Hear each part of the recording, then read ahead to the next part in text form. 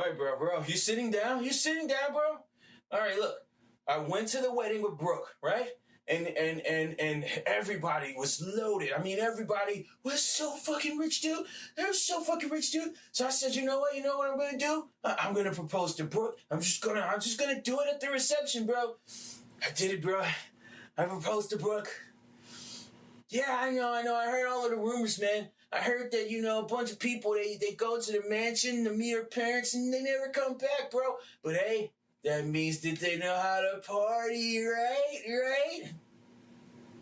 No, man. I heard those rumors too, man. I heard that they'll hunt you down, man. Hunt you down with weapons and try to kill you, bro. But you know what? You know what, bro?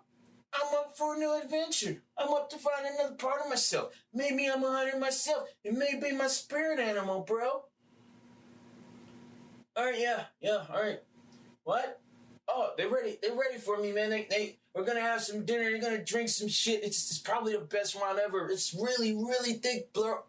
Yeah, it looks like blood, but everything looks like blood, bro. They're cool. I swear to you. Ready or Not is a horror, suspense, thriller, comedy, parody, something coming from Fox Pictures, and man, I'm really conflicted. So if you look around the internet, this thing is killing it. It's getting really good reception, and that's probably because, I don't know. I don't fucking know. So I'm not a big fan of this movie. I got a million problems with this movie. Mostly the tonal consistency. Look, this is really important, especially with a movie like this where you kind of not sure what it is. I mean, you got so many elements from so many genres working in this movie. By the time you get to the end, you don't know what the fuck you just watched. Now, I know that people kind of get a kick out of this thing. And it's funny when you watch it, right? Because in the theaters, most of the reaction was coming from the comedy, not really the horror or the suspense or the thrills that they thought that they were delivering in this one. I was always kind of confused. Now, I will be honest that I didn't know what was coming next. It kept me on the edge of my seat because I wasn't really sure what the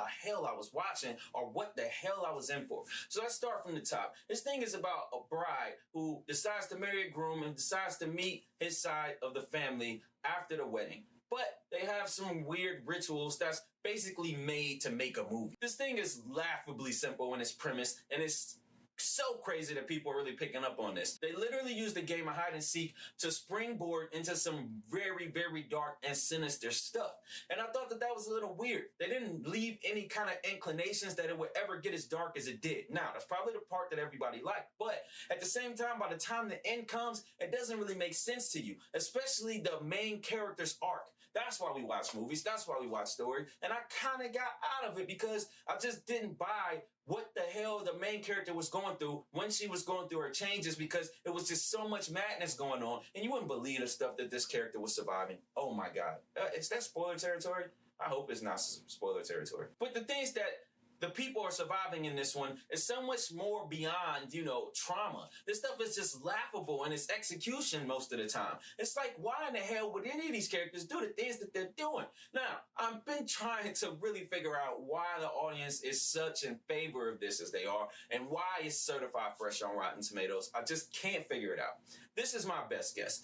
This thing was charming. Now, I know that that's a corny way to ever refer to a movie, but sometimes things are just charming. Sometimes you're watching something and you're like, you know what? I don't know what the hell is going on, but I'm really enjoying myself right now. That is when you're being charmed. This thing has masterful cinematography. The color grading is always beautiful. It's times where they're just showing shots of people talking in the hall and you just can sense it. The colors are jumping out at you, how well this thing is filmed. That can kind of charm you. Also, some of the dialogue can kind of charm you. One or two of these characters, they can kind of charm you because they were really likable. And about 3 of these 4 characters, you want to murder yourself. And that's always charming. So when you got those things working for you, it will win over an audience. And that's probably what happened. It got won over. But guess what? You ain't tricking me. So it's really hard to kind of get into this stuff without story, because the way that this thing is marketed, they don't show you half of what you're in for when you go see this movie. So I really, really recommend you guys listen to the podcast. If you go to my page, you'll see links to it. You'll see actual full episodes where I go into spoiler reviews. And then you can really check out why I have such a nuanced approach to this thing, why it's just so complicated to me, because it's very complicated. But I'm going to try to wrap this review up before it gets too crazy. It's a very interesting tale, and it's a very, very dark and bloody tale. The thing about it is, though, it doesn't really have a soul and it doesn't really serve a purpose. It's just kind of a cash grab.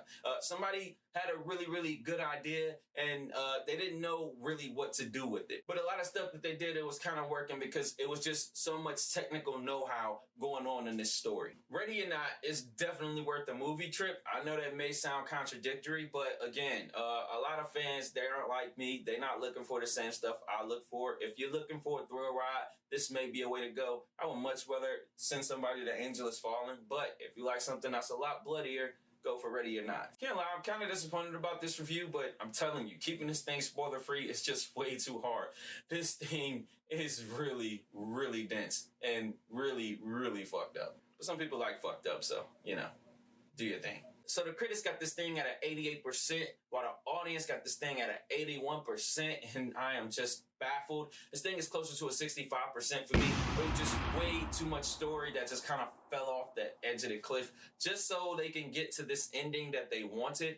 This ending was very symbolic, but it was also a little confusing because, honestly, by the end, when everybody's a bad guy, you kind of don't know who's the bad guy. And I think in a lot of ways, that's a betrayal. This has been a Better Late review of Ready or Not. My name is Terrell.